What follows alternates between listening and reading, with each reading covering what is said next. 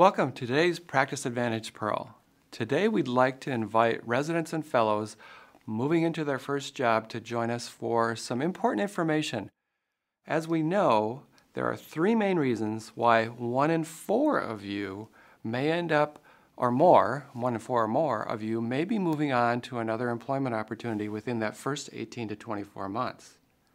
So in order for you to understand a little bit better what that is, there are the top 3 reasons that have been researched around that, and from my experience as well, they hold true. The number 1 reason, which is over 50% of the time cited, is not getting along with the bosses. Leadership and governance, the ownership structure, not really working the way that they thought during the interview process. One way to get at that, to peel that back just a little bit, one example would be to request an organizational chart during the interview process. The second might be understand decision making. Maybe you decide you need a non-physician provider to join you based on the busyness. You're the specialist. That might be helpful for follow-ups. Who gets to make the final decision? Is that your call? Is that a committee's call? Is it the owner's call? Whose is that?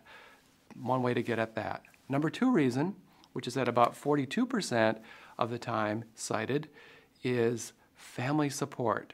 So 18 to 24 months, the family is far away, you're spending a lot of time traveling to visit the family or getting support from the family.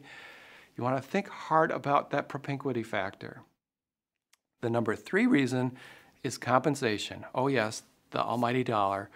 About a third of the time, and again, we think about it's really about leadership and governance, it's about family, and then it's about compensation, is not understanding the comp formula. Is it work RVU based? Is it percent of collections based? Is it a combination of those? Are there other formulas that are presenting themselves for you? And understanding what that is really important so you can meet expectations. Expectations may be for bonus and productivity for you to reach a threshold, and if that threshold is 90% of the statistics, when you first enter the practice, you're probably at 25 or 30% because you're building the practice, building the referral network.